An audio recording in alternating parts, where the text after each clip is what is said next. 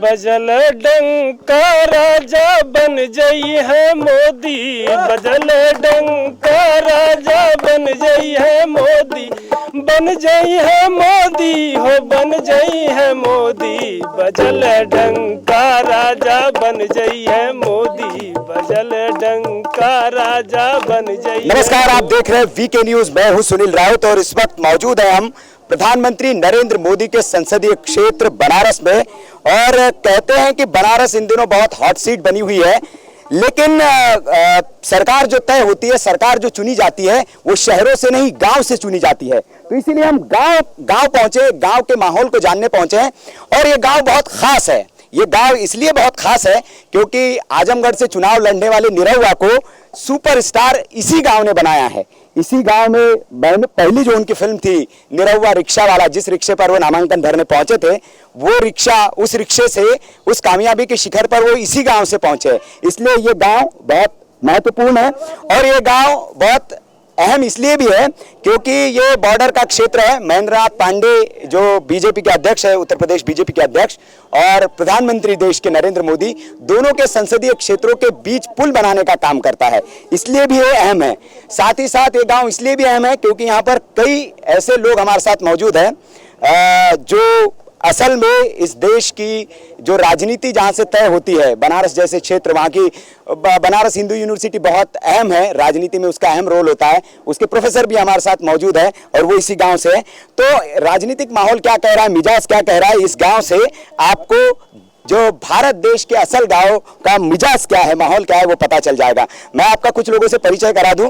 आप है श्याम कार्तिक मिश्रा जी है, बीएचयू में प्रोफेसर है आप। साथ ही साथ हमारे साथ पूर्व प्रधान भी है, ग्राम प्रधान है, पूर्व प्रधान बच्चा दुबे जी है, इनसे भी हम चर्चा करेंगे। और गांव के कई लोग हैं। साथ ही साथ हमारे साथ एक खास मेहमान भी है, गौतम जी है। गौतम जी दुबई से आए हैं, सऊदी अरब से आए हैं। सऊदी अरब ने हाल ही में मोदी जी का बड़ा सम्मान हो रहा है, तो सऊदी मोदी के लेकर क्या सोचता है वो ये बताएंगे हमें। हमारे साथ बीजेपी के युवा नेता है। कल जो प्रधानमंत्री जी का रोड शो था उसमें काफी ये चमक रहे थे, जोश अपना दिखा रहे थे। तो ये भी हमारे साथ मौजूद हैं। तो इन सब लोगों से जानेंगे। साथ ही साथ हमारे साथ आंटी जी है, आप संस्कृत की शिक्षिका है, तो इस गांव में संस्कृत की शिक्षा देने वाले लोग भी है। और रंग देखकर आप समझ ही गए होंगे कि ये गांव जो है केसरिया गांव है, भगवा गांव है। सबसे पहले राजनीति की शुरुआत मैं राजनीतिक व्यक्ति से ही करूंगा, क्योंकि ग्राम प्रधान रहे हैं, राजनीति को जानते हैं। सर, पहला सवाल ये, मैं मोदी, राहुल गांधी इसकी बात नहीं करूंगा, मैं गांव की बात करूंगा। पहले के साल कहते हैं कि 70 साल में कुछ नहीं हुआ, आप ग्राम प्रधान रहे हैं पहले, तब गांव के विकास में और अब मोदी जी के आने के बाद गांव के विकास में कितना फर्क देख पाते हैं? फर्क है। क्या फर्क है? पहला पैसे नहीं मिलते थे, अब मिलते हैं। पैसे नहीं मिलते थे। अच्छा। और अगर किसी को एक हैंड पंप देना है या तो खड़ंजा लगाना है तो आज पैसा आ रहा है, कल आ रहा है, परसों आ रहा है, आते आते वो पैसा जो है जस का तस वापस हो गया। नहीं तो अब ऐसी नई व्यवस्था क्या की है मोदी जी? मोदी जी के आने के बाद ऐसी व्यवस्था हुई कि कच्चा काम के लिए कितना पैसा है, कितना ईंट की खड़ंजे के लिए पैसा है, कहाँ कहाँ हैंड पंप लगना जरूरी है। हाँ। तो उसके लिए पैसा आया, वो कार्य भी। अब क्या मतलब सीधा खाते में आ रहा है? हाँ, सीधा खाते में आ रहा है ग्राम प्रधान के। अच्छा।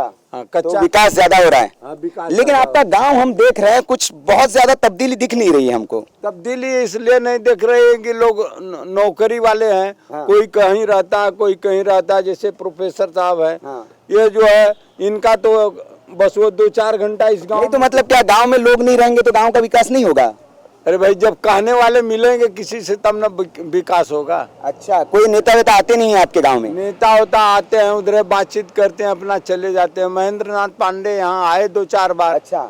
और इसके बाद जो लोग थे, बसपा के थे, सपा के थे, इन लोगों का तो दर्शन दुर्लभ था, आना तो बड़ी। तो मोदी जी आने के बाद क्या हुआ आपके गांव में? मोदी जी को आने के बाद यहाँ पानी का निकास का साधन हो गया। जिसे बरसात कितना हो वो पानी निकल जाएगा। अच्छा। रोड गड्ढा था। अच्छा। यहाँ से बनारस जाने में पता लगा साइकिल का टायर बोल गया, कोई अपनी साग सब्जी लेके नहीं जा पाता था। अच्छा, मतलब इंफ्रास्ट्रक्चर जो है, सड़क वड़क, इस पर ज्यादा काम हुआ है? इस पर बहुत ज्यादा काम हुआ है। पानी वानी की ये बताते हैं कि जैसे मोदी जी पानी की सुविधा बहुत अच्छा कर दी, शौचालय वाला, उज्ज्वला योजना इधर पहुंचा है वो? आप सब बता रहे हैं, सबसे बड़ी सुविधा हम लोगों को मोदी जी वो दिए कि वही तार है बिजली का, वही खंभा है, वही कर्मचारी हैं, पावर हाउस भी वही है जो पहले था। बिजली आती है अब मोदी जी के आने के बाद जहाँ 2 घंटा 4 घंटा 24 घंटा में बिजली मिलती थी, अब नहीं, लेकिन वो मोदी जी थोड़ी देते हैं, तो राज्य सरकार देती है ना। वो कोई भी सरकार देती है, लेकिन उसमें योगदान मोदी जी का ही है। अच्छा, मोदी जी का योगदान है। जी बताएं, आप गांव से हैं, कई दिनों से आप अनुभवी आदमी हैं, कई दिनों से आप सरकारें देखते आ रहे हैं, क्या शिक्षक भी है खास तौर पर आप, क्या फर्क देख पा रहे हैं? पहले में जैसे कहा जाता है 60 साल में कुछ नहीं हुआ, लेकिन आपको लगता नहीं कि 60 साल में आपके जो पूर्वज थे, हमारे पूर्वज थे, एक तरह उनका अपमान भी है कि 60 साल में बताइए कुछ हुआ ही नहीं देश में, मतलब अभी सब कुछ हो रहा है? नहीं, होने के तो हर साल होता है, ठीक है, लेकिन जो गति होने की होती है वो बीच बीच में धीमी हो जाती है, उसको ग्रहण लग जाता है। लेकिन ये जो मोदी जी जब से आए हैं वो ग्रहण को दरकिनार करते हुए, जैसे ग्रहण देखने के लिए लोग घर से बाहर नहीं निकलते थे, लेकिन ग्रहण को देखने के लिए चश्मा लगा कर लोग देखते हैं, चाहे सूर्य ग्रहण हो चाहे चंद्र ग्रहण, लोग घरे में लुकते थे। लेकिन आज विज्ञान और ये जो हमारा आविष्कार है, जो वैज्ञानिक हैं, जो हमारे जो अगुआ है, प्रधानमंत्री हैं, ये शोध जो होता है उसको जनता में लाते हैं कि आप डरिए मत, आप हमेशा विकास कीजिए और अपनी सोच को हाई लेवल में जाइए। कोई तेनसिंग होता है, कोई एवरेस्ट पर चलता है, कोई पगडंडी पर चलना सीखता है, और कोई का ना हो पूरा हनुमान जी की तरह समुद्र लग जाता है। आप शिक्षक हैं, शिक्षा के क्षेत्र में कितना बदलाव हुआ है 5 सालों में? शिक्षा के क्षेत्र में अनवरत बदलाव होता रहता है, नए नए आविष्कार आते हैं। नहीं, मैं शिक्षा के क्षेत्र में सरकारी स्तर पर कह रहा हूँ, क्योंकि ये बहुत अहम है। कहते हैं कि देश का भविष्य जो है वो वहीं गढ़ा जाता है, तो इसीलिए शिक्षा के मंदिर जो है बहुत जरूरी है। लेकिन हम देख रहे हैं कि हमारे देश की शिक्षा व्यवस्था जो है उसका निजीकरण हो रहा है एक तरह से। सरकारी स्कूल है तो वो उसमें कुछ सुधार हुआ है? हमारे स्कूल में बहुत सुधार हुआ है, लेकिन अभिभावक सोचता है कि मैं अपने बच्चों को आधी रोटी खा करके अच्छी शिक्षा दूं, अच्छे ट्यूशन पढ़ाऊं। हमारे बेसिक टीचर में जो नए नए शिक्षक आ रहे हैं वो इतने तेज तरह निकल रहे हैं कि डीएम बनना आसान है, लेकिन बेसिक शिक्षक बनना आसान नहीं। लेकिन पढ़ने जो ये जूता है, मोजे हैं, गंजी हैं, स्वेटर है, ये ठीक है।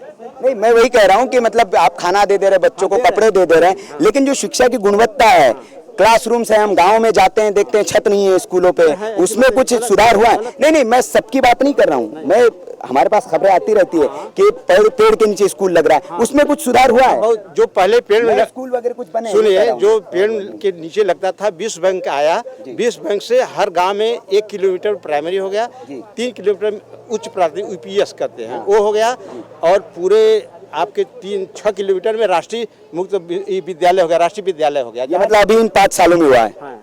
नहीं, 5 सालों में भी हुआ है, इसके पहले भी योजना थी, लेकिन गति पड़ा है इन 5 सालों में। 5 सालों में गति पड़ा। जी आप बताएं, बीजेपी के युवा नेता हैं, कल हम बहुत जोश आपका देख रहे थे, आप गांव में भी देख रहे हैं कि एकदम एक तरफा माहौल है आपके गांव में? जी, एकदम बिल्कुल एक तरफा माहौल है, क्योंकि हम लोग विकास के राह पे चलने वाले हैं। जो विकास के अभी बताए हैं शिक्षक महोदय जी ने कि जो गति धीमी हो गई थी, मोदी जी के आने से वो गति में हाई लेवल। लेकिन आप युवा हैं, मैं आपसे सवाल पूछना चाहूंगा, सवाल मौजूद भी है। हाल ही में एक रिपोर्ट आई है, विपक्ष भी ये कहता है कि रोजगार के मामले में बहुत पिछड़ गए हम। वो विपक्ष लोग बलगला रहे हैं युवाओं को। नहीं, रिपोर्ट आई है। रिपोर्ट आई है? कहाँ पे रिपोर्ट आई है? दिखाइए मुझे रिपोर्ट। आप नहीं, रिपोर्ट आप देखिए, गूगल पे सर्च करिए, गूगल पे कौन रिपोर्ट, कौन इसको पब्लिश किया? भारत सरकार की रिपोर्ट है, किसी और की रिपोर्ट क्या है? हमारे बेरोजगारी जो पिछले इन 5 सालों में जो बेरोजगारी की दर है बहुत ज्यादा बढ़ी है। प्रोफेसर साहब से हम इस बारे में पूछेंगे, उनके पास डेटा होंगे, आंकड़े होंगे, और मेरे संज्ञान में ऐसा कोई रिपोर्ट नहीं आया है कि जो बेरोजगारी बढ़ी हुई है। तो आपको क्या लगता है, मतलब रोजगार के मौके बहुत है? बिल्कुल। अभी यूपी पुलिस का जो भर्ती हुआ है, शिक्षकों का भर्ती हुआ है, 65,500 से भर्ती कहाँ है? ये सब भर्ती हुई ना, योगी सरकार में ही हुई है। मोदी जी की लहर तो हम मानते हैं, लेकिन कुछ सवाल भी उनके जवाब मिलने चाहिए। जी प्रोफेसर साहब, मैं देखिए, मैं राजनीतिक सवाल आपसे नहीं पूछूंगा, मैं एक बुद्धिजीवी के नाते, चूंकि आप प्रोफेसर है, आप एक ऐसे संस्थान से आते हैं जो देश भर में जाना जाता है, नामी संस्थान है, मैं आपसे निष्पक्षता की उम्मीद करूंगा। क्या लगता है आपको कि इन 5 सालों को, मोदी जी के 5 सालों को, आपका विश्लेषण क्या है, कैसे देखते हैं आप उसको? देखिए, वो आप सही कह रहे हैं, एनएसएसओ की रिपोर्ट है, नेशनल सैंपल सर्वे ऑर्गेनाइजेशन, उसकी रिपोर्ट है जो कि बता रहा है कि मतलब हमारे यहाँ संगठित क्षेत्र में रोजगार की कमी हुई है।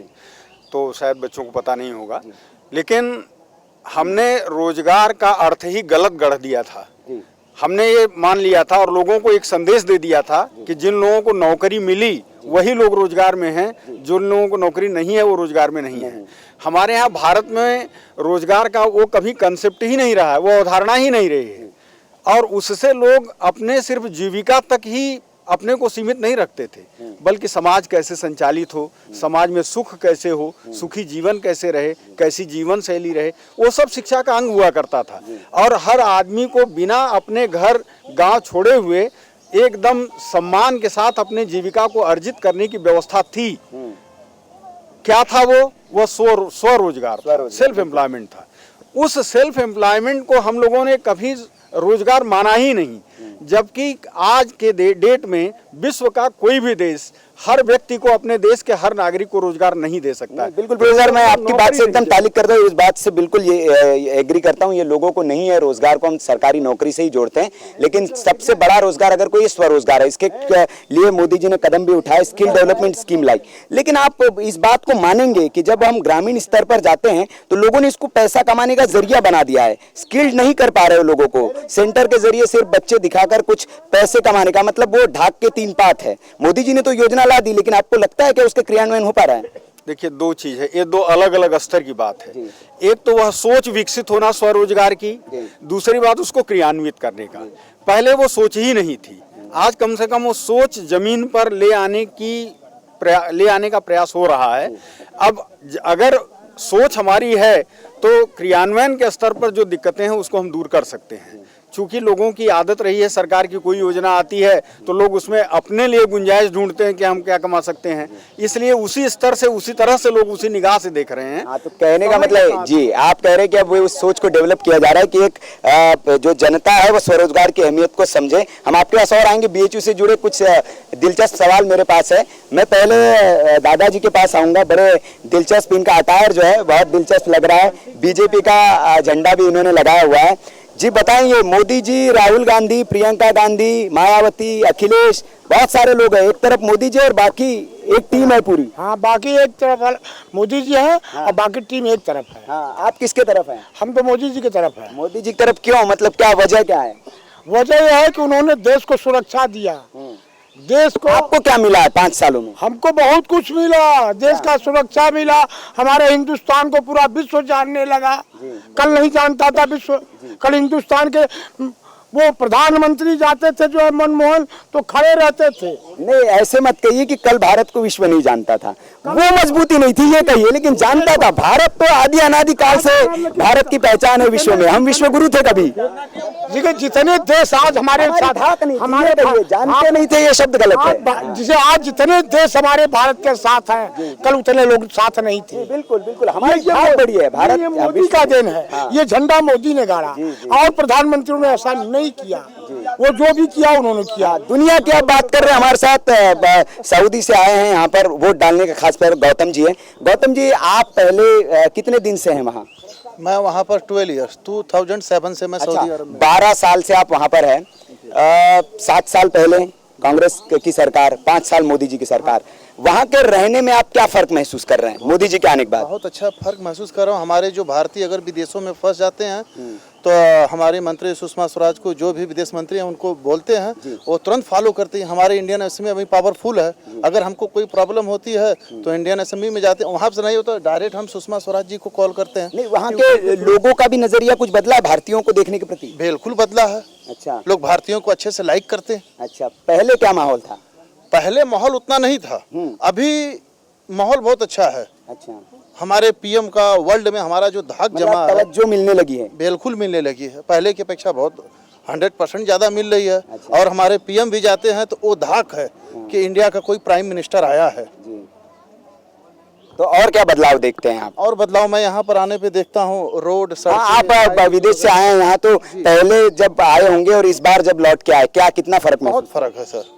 हाईवे निकल गया ये सारनाथ के बाजू से। अच्छा। ये पहले नहीं था, और हर जगह से हाईवे, रोड हाईवे तो पहले से अप्रूव था ना? अप्रूव था, लेकिन बना 5 साल के अंदर बना, डबल जी स्पीड बन गई, सब कुछ हो गया, रोड चौड़े हो गए, बिजली आ गई, रोजगार की संभावनाएं बढ़ रहे हैं और भी बढ़ेंगे। अच्छा, चलिए, हमारे साथ युवा भी मोदी जी के थ्रू। अच्छा, मोदी जी के थ्रू, तो आप मोदी जी के साथ है? सिर्फ बीजेपी के साथ। अच्छा, सिर्फ बीजेपी, जनता पार्टी। अच्छा, मोदी जी या बीजेपी? दोनों एक ही है ना, बीजेपी है तो मोदी जी। तो मोदी जी के बाद कौन है बीजेपी में? अभी तो जब तक मोदी जी रहेंगे सिर्फ नरेंद्र मोदी हमारे पीएम रहेंगे, वो भी 20 साल तक। मैं चाहता हूं कि वो 20 साल रहें, जिससे हमारा देश फिर से विश्व गुरु हो।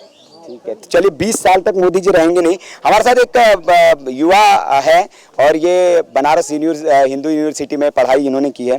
बड़ा माहौल वहाँ का, खबरें आती रहती है हमारे पास, बड़ा तनाव रहता है वहाँ पे। जेएनयू टाइप का कुछ माहौल वहाँ पे बन रहा है। नहीं, ऐसा कुछ है नहीं वहाँ पे। एक्चुअली यहाँ पे वो जेएनयू है, वहाँ पे राहुल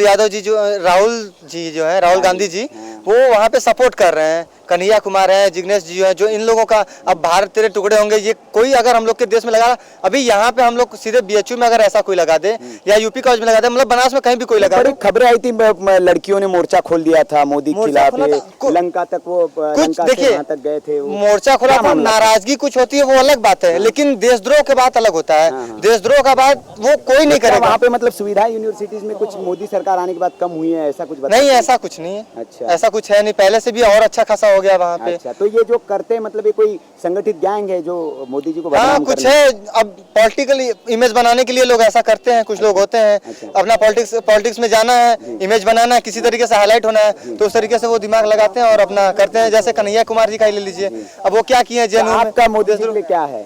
मोदी जी के लिए मेरा है सिर्फ इस बार मोदी जी आएंगे और कुछ उनसे लेना देना नहीं। जितना काम दे राहुल गांधी नहीं आ सकते, क्योंकि बहुत सारे घोटाले उनके टाइम में हुए हैं। और दूसरी सबसे बड़ी बात है, 70 सालों से 55-60 सालों से तो उनका चल ही रहा था, कुछ हुआ नहीं। इसके पहले मोदी जी के पहले 10 साल तक मनमोहन सिंह जी थे, कुछ नहीं किया। और रोजगार की बात जो कर रहे हैं उसमें अटल बिहारी जी जब थे हम लोग के देश के प्रधानमंत्री, उनके जाने के बाद जब सर्वे हुआ तो पता चला कि पिछले कई सालों से और आगे मतलब जितना भी हुआ था उसमें सबसे ज्यादा रोजगार अटल जी की सरकार में दिया गया था। उस टाइम लोग हवा उड़ा दिए कि अखिलेश यादव अटल जी ऐसा कुछ किए नहीं थे, इसलिए उनको किसी तरीके से सरकार गिराना था, वो गिराने का कोशिश किया। अब मोदी राफेल बहुत हुआ, राफेल मतलब उस चक्कर में चौकीदार को चोर बना दिया। राफेल मतलब सीधा सीधा मतलब है राहुल फेल। अच्छा। और कुछ नहीं है। अच्छा। क्योंकि चौकीदार चोर है नहीं, जाग रहा है और सब चौकीदार हो गए। अब इससे आप सोच लीजिए कि चौकीदार चोर है या चौकीदार चौकन्ना है। इससे आपको क्योंकि कहीं चौकीदार चोर है कि चौकन्ना है? चौकन्ना है। क्या कुछ किया है चौकीदार ने? बहुत कुछ किया है। रोड वोट पड़ता है आपका? हाँ वोट पड़ता है। तो पहली बार डालेंगे या दूसरी बार? हाँ। मोदी जी? हाँ मोदी जी। तो बाकी अपोजिशन में बहुत से लोग हैं, युवा की बात करें तो अखिलेश है, राहुल है, वो क्यों नहीं? उन लोग काम नहीं करते हैं। काम नहीं करते हैं। हाँ। जी आप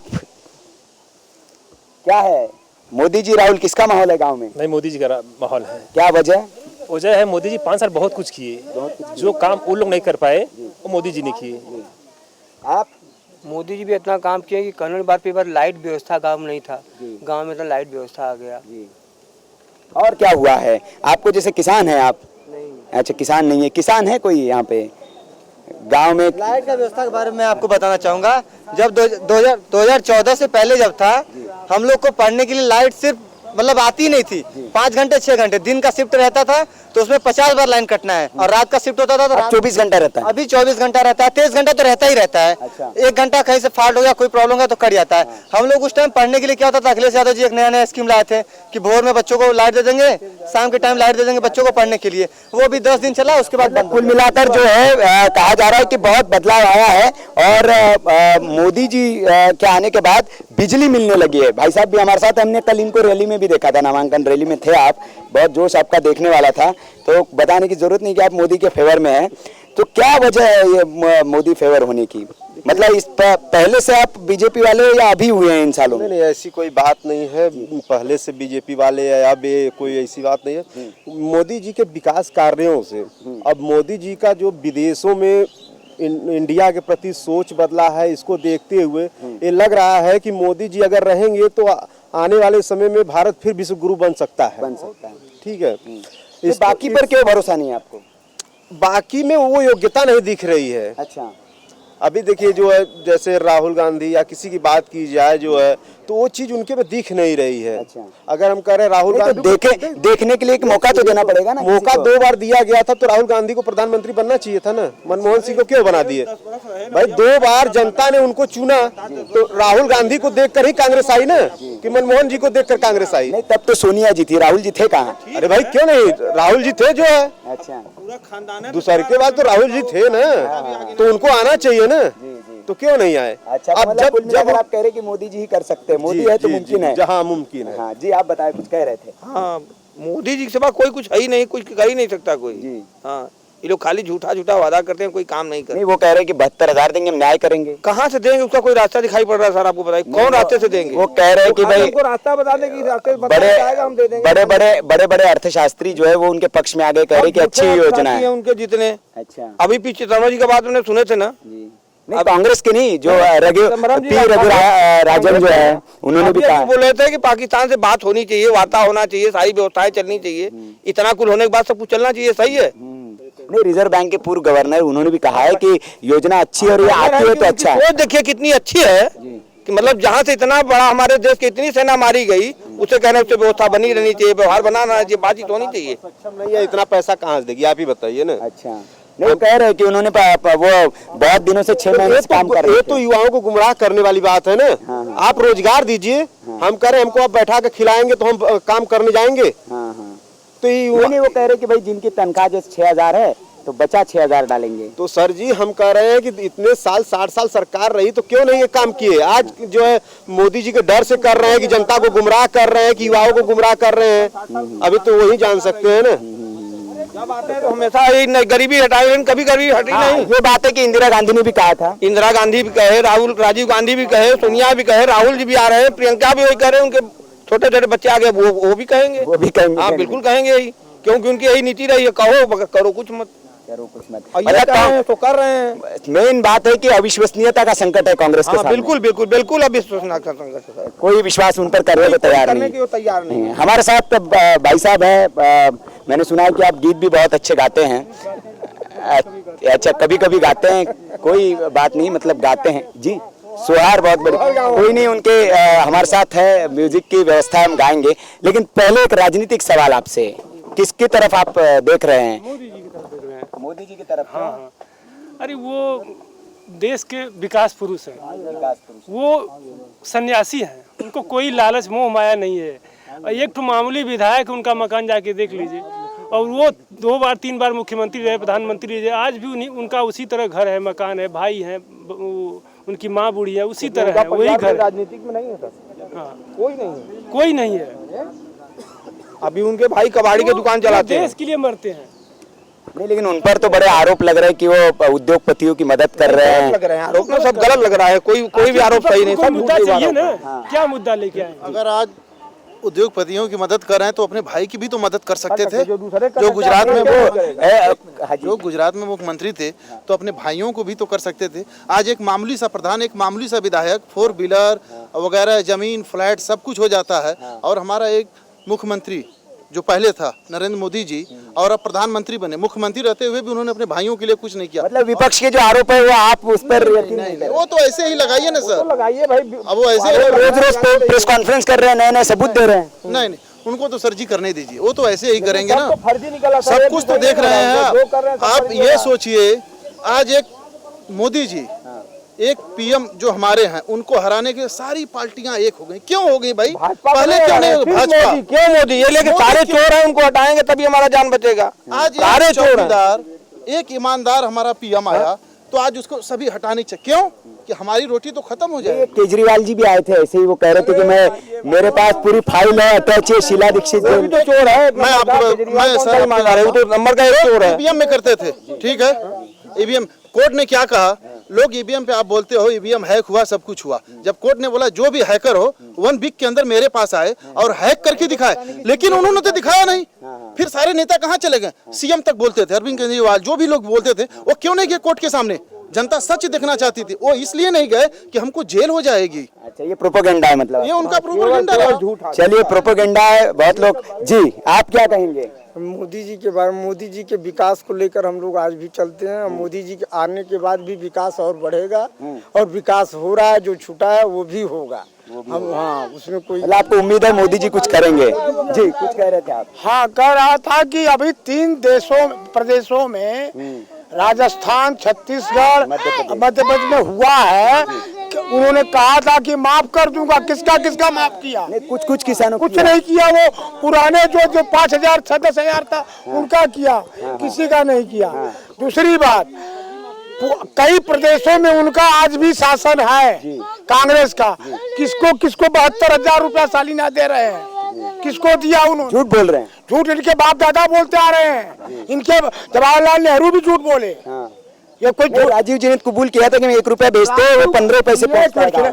राजीव गांधी खुद बोफोर्स वाला वोट कर चले गए। अच्छा, अब आज लोग राफेल को चिल्ला रहे हैं, बोफोर्स कहा मोदी जी कहे कि हम लाए हैं क्रिश्चियन मिशेल वगैरह पकड़ के। जो हुआ था उस समय घोटाला, वो कहाँ गया, वो कहाँ लाए? नहीं खोद रहे हैं, अभी निकाल रहे हैं। मोदी जी कह रहे सबको जेल भेजेंगे। मोदी जी खोद रहे हैं ना, लेकिन ये जो कर रहे चोर, चोरों को सारे चोर नजर आते हैं। ये सब खानदानी चोर हैं। इनको ये तो प्रियंका जी को उतारा गया मोदी जी के खिलाफ। अरे तो मतलब सीट से तो नहीं, लेकिन उनको हराने के लिए। प्रियंका का तुलना और मोदी का जमीन आसमान कहाँ रेशम है और कहाँ एक बार है। अच्छा, ये समझिए। बार कौन है? प्रियंका जी का बार है, वो रेशम है। उसकी बराबरी हो ही नहीं सकती। सवाल ही नहीं है कि मोदी का बराबरी कोई करे। हम सब समझते हैं कि इस समय वर्तमान में हिंदुस्तान में कोई व्यक्ति नहीं जो मोदी जी का सामना कर सके, न्याय में, राजनीति में और लोगों को सम्मान देने।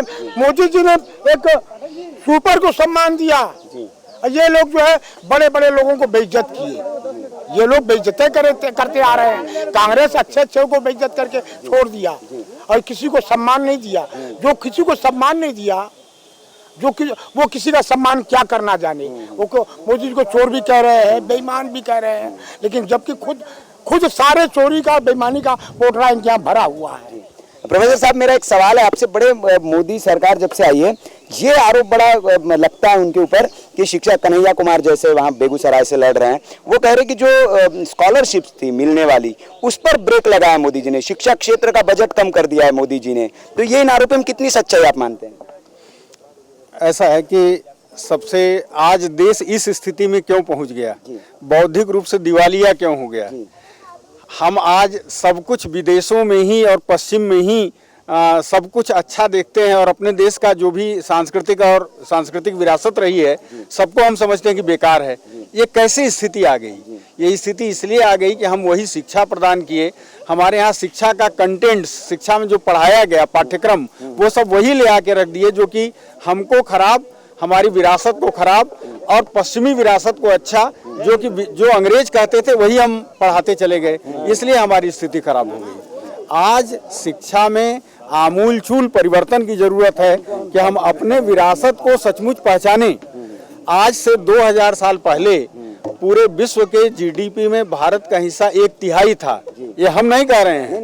ये 2003-4 में एंगस मेडिसिन की जो ब्रिटिश अर्थशास्त्री थे, उनके बुक में वर्ल्ड इकोनॉमी में आया हुआ है। पूरा विश्व मान गई है इसको।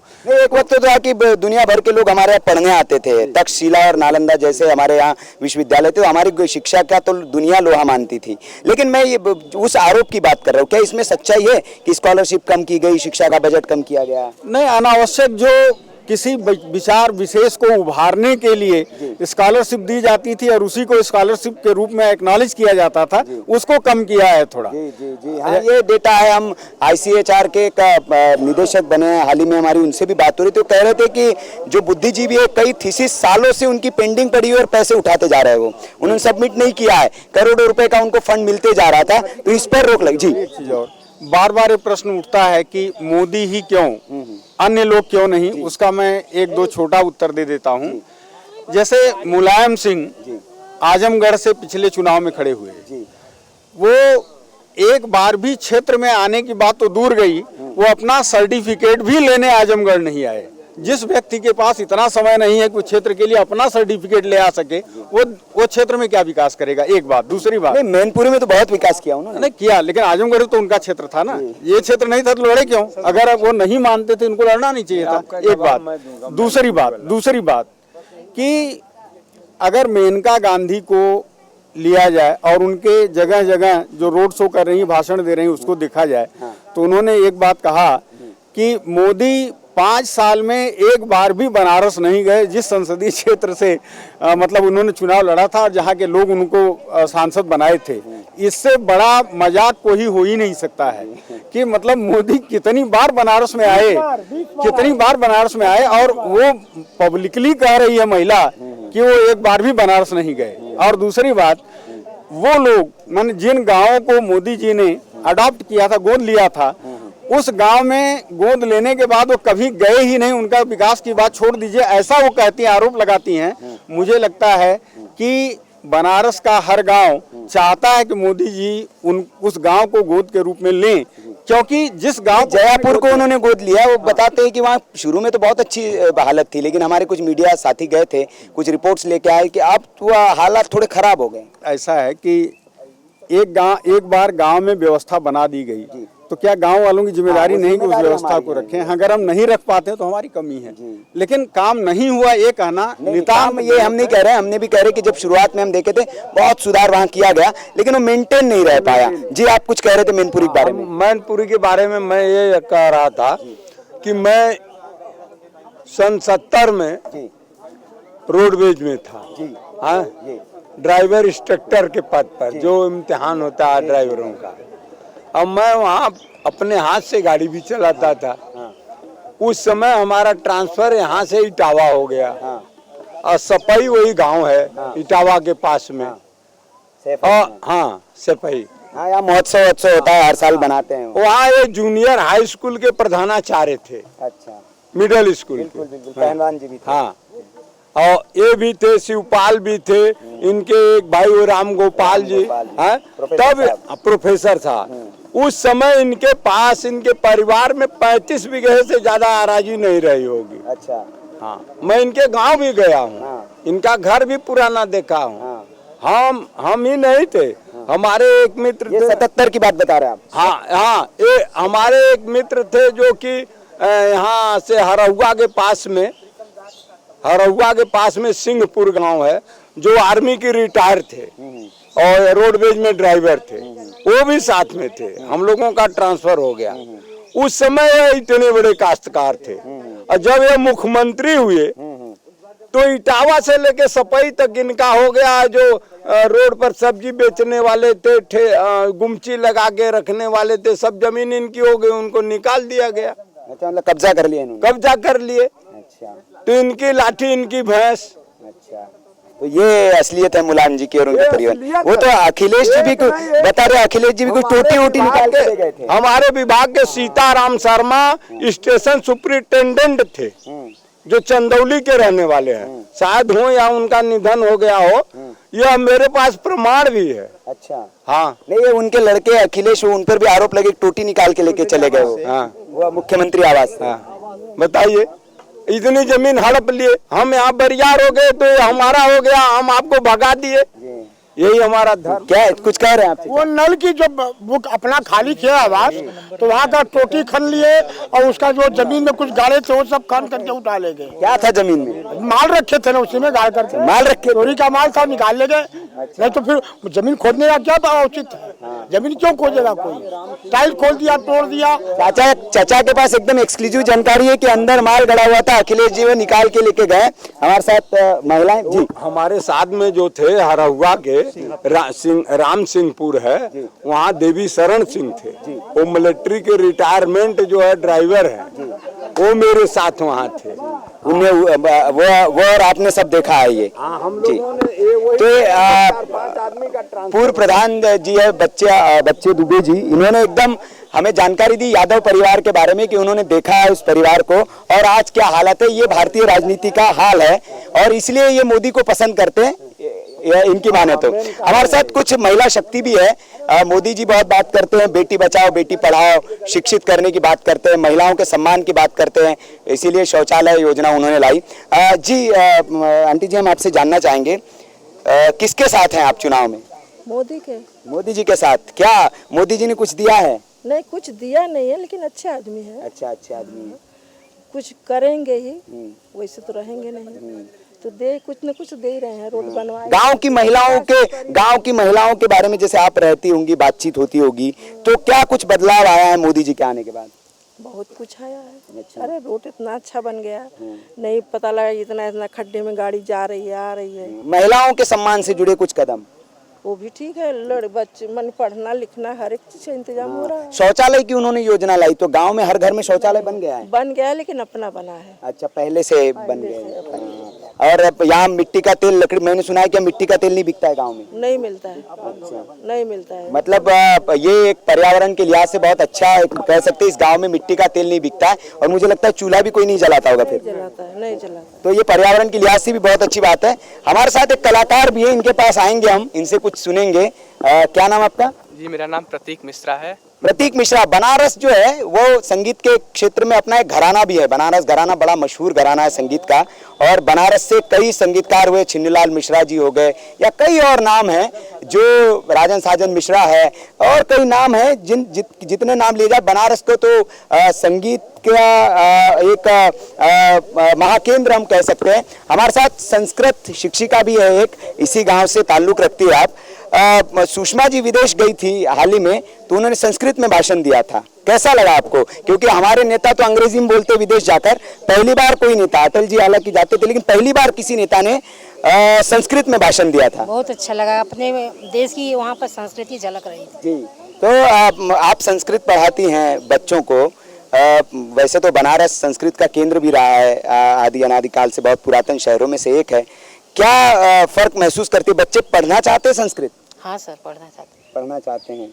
कुछ इसी बनारस में है या फिर गांव के विद्यालय में?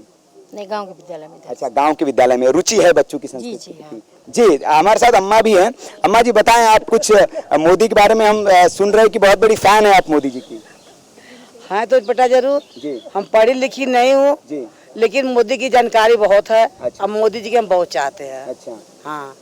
क्यों वजह मोदी जी को चाहने की? ये कोई है जो प्रधानमंत्री लायक हैं। अच्छा, और दूसरा कोई नहीं है। क्या किए हैं 5 साल में? अरे बहुत कुछ किए हैं, जनता के लिए किए हैं, पूरा भारत के लिए किए गए, तो हमारे भी लिए करेंगे। तो राहुल गांधी कहते हो तो चोर हैं, इसे वो नेता लायक नहीं है। अच्छा, उनके मान, हाँ, वो तो उनके बारे में क्या राय है राहुल गांधी के बारे में? हमारा उनके लिए राय कुछ नहीं है। अच्छा, हाँ, वो तो कहते हैं उनकी मम्मी ने बहुत त्याग किया भारत के लिए, प्रधानमंत्री नहीं बनी वो। नहीं त्याग किया, लेकिन अब तो कब राजीव गांधी कुछ नहीं किए, अखिलेश यादव कुछ नहीं किए, ये करेंगे वो करेंगे सब खत्म हो गया। अच्छा, यही चीज राहुल भी किए, मायावती भी किए।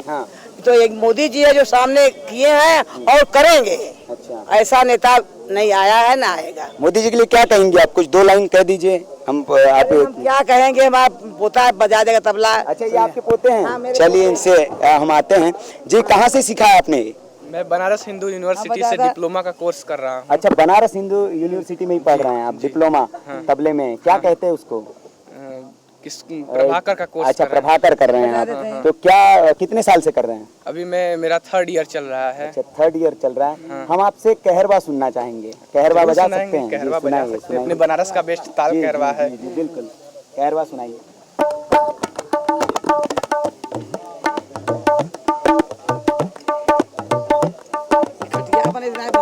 हाँ, कोई नहीं, बहुत शानदार।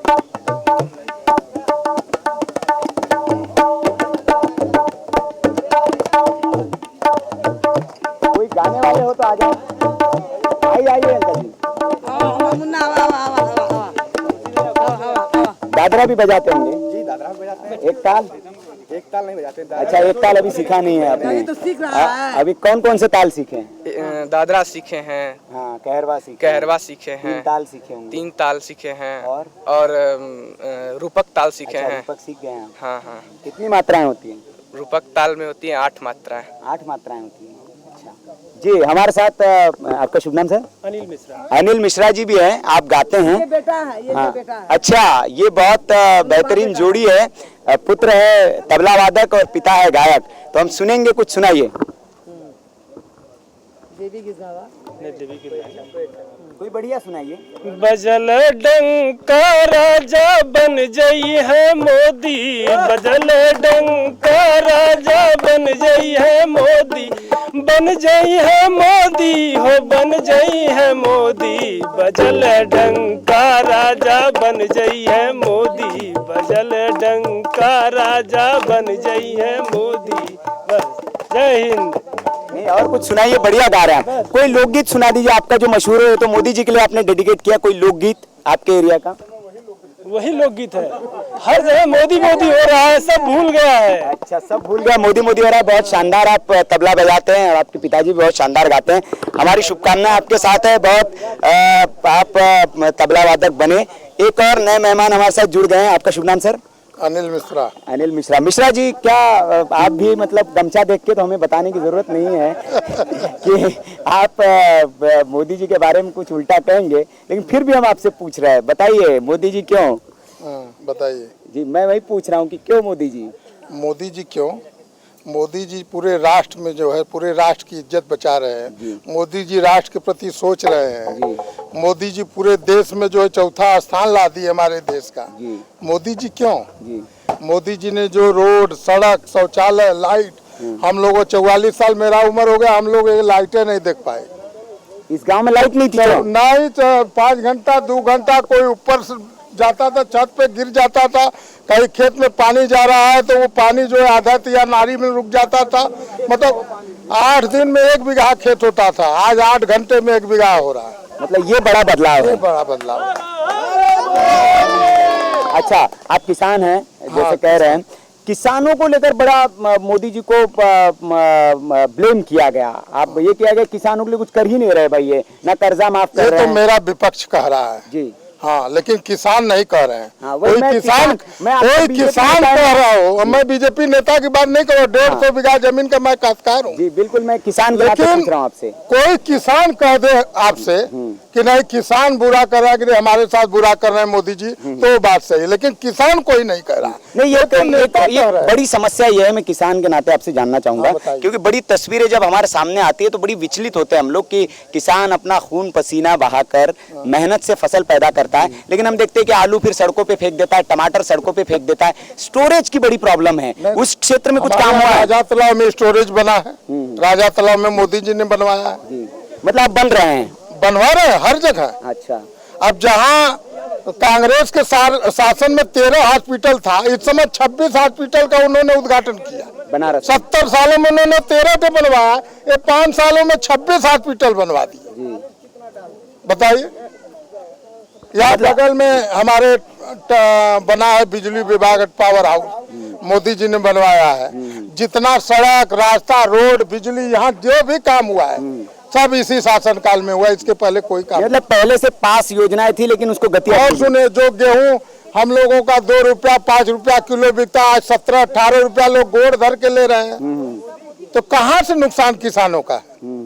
ये मतलब हवा बनाई गई है। बस वही जो मुद्दा बना के, कोई मुद्दा तो है नहीं। मोदी हराओ, मोदी हराओ, मोदी, बस मात्र मुद्दा मोदी। कोई मुद्दा लावे जो कि हम लोगों को ये लगे कि नहीं ये मुद्दा सही है।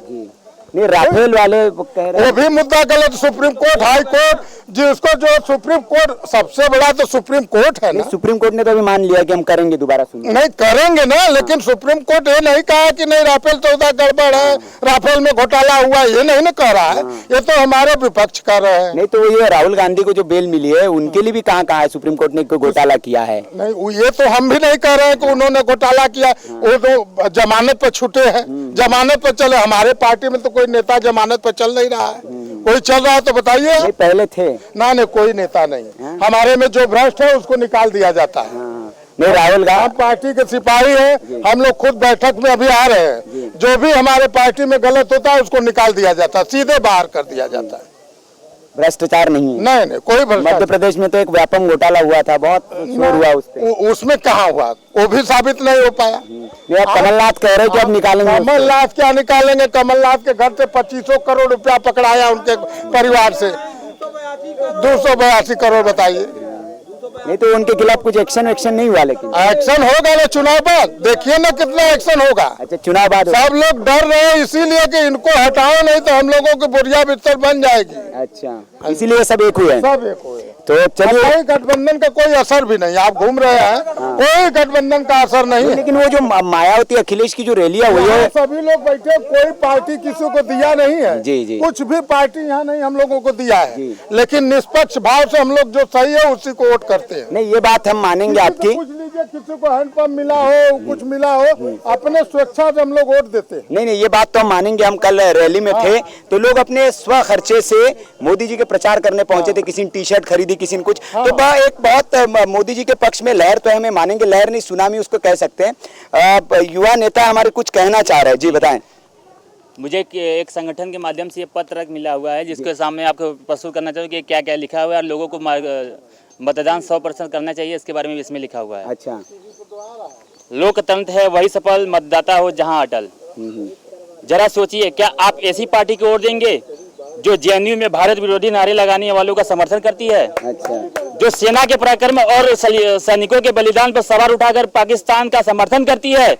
जो भगवान श्री राम को काल्पनिक बताती है पर राम मंदिर के विरुद्ध में न्यायालय में जाती है? जिसके शासनकाल में भ्रष्टाचार अपनी चरम सीमा पे हो, क्या आप उस पार्टी को वोट देंगे? कदा भी नहीं देंगे। जो सत्ता के लिए दूसरी करोड़ की राजनीति करती है, जो वोटों के लिए करोड़ों बांग्लादेशी को घुसपट्टियों में घुसाती है, क्या उस पार्टी को आप लोग वोट देंगे? नहीं देंगे।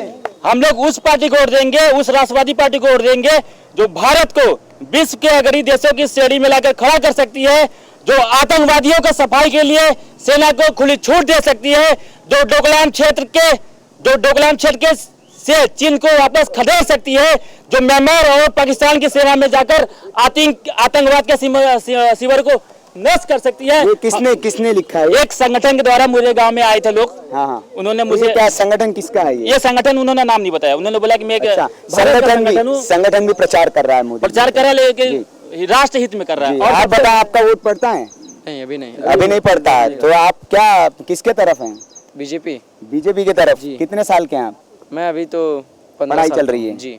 पढ़ाई चल रही, तो क्या देख पा रहे हैं पहले के वर्ष और अभी ये 4-5 वर्ष, क्या देख पा रहे हैं? राजनीति में रुचि है आपकी? हाँ है, बहुत ज़्यादा सुधार हुआ है। 2014 से लेकर अभी तक तो बहुत ज़्यादा सुधार हुआ है। मुझे 10 सालों में वो काम नहीं नजर आया जो अभी 4 सालों में काम नजर आया। 4 सालों में काम नजर आया। जो काशी की अस्थिति तो खोती जा रही थी, उसको कोई उसका पूर्ण निर्माण करना असंभव था। मैं तो मानता हूँ कि मोदी जी साक्षात महादेव के रूप हैं। अच्छा जी। महादेव का तात्पर्य बनारस में होता है कि हमारे गुरु जो हमारी सहायता करे। महादेव का मतलब सिर्फ भगवान ही नहीं होता है, बनारस में खासकर महादेव का मतलब होता है वो व्यक्ति जो आपकी सहायता करे, धन मन तन तीनों से सहायता करे। मोदी जी वो कर रहे हैं, इसलिए मैं उनको महादेव की अवतार बता रहा हूँ। उन्होंने पूर्ण निर्माण किया है वाराणसी का और आगे भी करते रहेंगे, चाहे वो रिंग रोड हो, बहुत आज कॉरिडोर हो, चाहे वो बनता हुआ। आपको मौका नहीं दिया हमने, बताएं आप अपने विचार रखें। मेरे विचार ये हैं, क्योंकि हम जैसे कि हम देश के भविष्य हैं, क्योंकि हम पे ज्यादा निर्भर करता है कि देश को आगे कैसे, मतलब तो हम ये कहना चाहेंगे कि मोदी और सिर्फ मोदी। क्योंकि देखिए आपके पास कोई ऑप्शन है नहीं। राहुल गांधी चलाएंगे नहीं, प्रियंका गांधी चलाएंगे बिल्कुल नहीं। अब ऐसा करिए तो लालू प्रसाद यादव दे दीजिए, वो देश चलाएंगे नहीं, ऐसा तो नहीं है। मोदी है, मोदी बेस्ट है। और वो अच्छे मोदी जी के बाद फिर किसको देखते हैं? मोदी जी 10 साल है, 15 साल है, 20 साल है, 30 साल है। शायद हो सके कि मोदी जी किसी को अपने जैसा बना रहे हो या फिर ऐसे। जी के समय में ये इमैच्योर्ड है क्वेश्चन, क्योंकि अभी तो उनकी खुद ही इतनी सेवा है, सेवा को 50 साल तक 100 साल तक रहे हो, उसके बाद किसको देखते हैं? वो समय कौन देखा, 50 साल 100 साल कौन देखा है? आज वो प्रश्न ही नहीं है। तो ये बड़वापुर गांव की राय थी जी। एक हमारे साथ और जुड़ गए हैं जी। बताएं, किसको वोट देते हैं आप? हम को तो राय बाबू मोदी। क्या कुछ मिला है? मोदी जी कुछ दिए हैं, योजनाओं का लाभ मिला है? कुछ तो वही ना मिलल बा। अच्छा, मिलेगा नहीं? का मिलल बा? फॉर्म भरे हैं आपने? हमने के तो घरों दुआर ना बा, ना हमने के पानी के साधन बा। हाँ। कुछ तो ना बा, कुछ नहीं है। चल के देख लीजिए कि अच्छा, नहीं वो उज्ज्वला का गैस कनेक्शन मिला है? गैस तो मिलल बा। मिल गया? किसने दिया है? वह मोदी दिए। मोदी जी दिए हैं। घर मिला है? घर कच्चा है पक्का है? हमारा कच्चा घर। कच्चा है तो पक्का बना के दे रहे मोदी जी। तो दे तब ना, दे तब ना। फॉर्म भरा आपने? अथवा नाम साम लिखल नहीं मिला। अच्छा, नाम लिख के ले गए हैं? हाँ। मिला नहीं अभी? अभी नहीं, पर कट गलो। अच्छा, तो आप खुश नहीं है काम से मोदी जी के? अथवा चापाकल पानी पिए के दूसरे के कली पे जाता, वह बाल्टी फेंका जाता, वह लोटा फेंका जाता। के देबू वोट मोदी जी के देवल जाए, हमनों को व्यवस्था करेंगे ना मोदी जी। वह बतिया कि नहीं चल के 4 जने 10 जने देखा कि केकरे घर हो केकरे घर ना हो। इहो तो देखवा लोगन। अच्छा, कि ना देखवा लोगन। आप गई थी आप किसी नेता के पास अपनी समस्या लेके? नेता तो कौन बान हमरे? नहीं, जाना पड़ेगा ना आपको, भगवान दर्शन के लिए भगवान के पास जाना पड़ता है। एक बड़का भैया बान। हाँ, ये है नेताजी है, इनसे समस्या रखिए आप अपनी। हाँ यही बड़का भैया हुआ है। तो ये बड़वापुर गांव में थे हम और लोगों ने बहुत अच्छी अपनी बातें रखी। एक और साथी हमारे साथ जुड़े। जी शुभ नाम आपका? राजन मिश्रा। अच्छा मिश्रा जी हैं आप भी। जी मिश्रा जी बताएं, क्या बड़वापुर गांव क्या कह रहा है? मोदी, कांग्रेस, महागठबंधन सब मोदी में है यहाँ। पूरा गांव हम देख रहे, कोई हमें विपक्ष वाला मिल ही नहीं रहा है। कोई विपक्ष यहाँ पे है ही नहीं। और फिर हो गया कि कोई विपक्ष की तरफ से बात ही नहीं करेगा। नहीं, ये फिर ये होता है मीडिया पर ये आरोप लगता है कि आप एक तरफा काम कर रहे हैं। लेकिन मैं यहाँ स्पष्ट कर दूं कि आपने मेरे सवालों में भी देखा होगा, हमने बहुत कोशिश की, लेकिन वास्तविकता में ये मानना पड़ेगा कि आज के वक्त में संसद में भी विपक्ष नहीं है, सदन में भी विपक्ष नहीं है और गांव में भी हमें विपक्ष ढूंढने से नहीं मिल रहा है। तो ये हमारी निष्पक्ष पत्रकारिता हम कर रहे हैं, लेकिन जब कोई मिले, कोई बात करे तब तो ये मत समझिए आप कि हम एक तरफा कोई कर रहे हैं। लेकिन सारे लोग वही है जो सिर्फ बीजेपी की बात कर रहे हैं। हम पूछना चाह रहे हैं, लोगों से पूछ भी रहे, लेकिन कोई क्यों पड़े हो चक्कर में, कोई नहीं है टक्कर में। देखिए आपकी आवाज से हमारा स्टैंड भी डगमगा गया है। पूरा पृथ्वी हिलने वाला है। मोदी के आवाज पर पूरा दुनिया हिल रहा है। डंडे के बारे में थोड़ा बताइए, क्या काम करेगा? नंदी है, ये क्या करेगा? ये हराम खोरों को समझाने के लिए रखा गया है। अच्छा। जितने हलाम खोर हैं और जितने लुटेरे हैं उनको ये पीट पीट कर सीधा करेगा। अच्छा। सबको। इसके पहले इस्तेमाल किया कभी इसका इस्तेमाल तो होता रहता बराबर। इसीलिए अच्छा, आप बुजुर्ग है, हमारे जैसे कई नौजवानों को सीधा किया होगा इससे? बहुत से नौजवान सीधा हो गए। आप पूछिए बाजार में। अच्छा। बाबा कितने लोगों को सीधा कर दिए। अच्छा। कितने लोग सीधा हो गए। अब तो लोग बिना छुए अपने आप देख कर सीधा हो जाते। अब ये देख के सीधा हो जाते, खौफ है इसका मतलब है। तो ये बड़वापुर गांव के लोग थे, काफी मजा आया हमें इस गांव में आकर। भाई बीजेपी के युवा नेता है, इनके सौजन्य से हमें आए थे, इन्होंने ये सारी महफिल सजाई थी। बहुत बहुत शुक्रिया आपका। और जी हाँ, ये कुछ कहना चाह रहे हैं। न हाथी पे न पंजा पे न साइकिल पे, हम सबको रोक जाए 56 इंच के छाती पे। जय हिंद, जय भारत। तो बहुत बहुत शुक्रिया आप लोगों का। वीके न्यूज की ये चुनाव यात्रा जारी है। अगला पड़ाव हमारा आजमगढ़ होगा। आजमगढ़ में हम निरहुआ के पास चलेंगे, जिनको हीरो इस माटी ने बनाया है। अब सीधा उन्हीं के पास जाएंगे और इस गांव की याद उनको याद दिलाएंगे। आप देखते रहिए वीके न्यूज। शुक्रिया।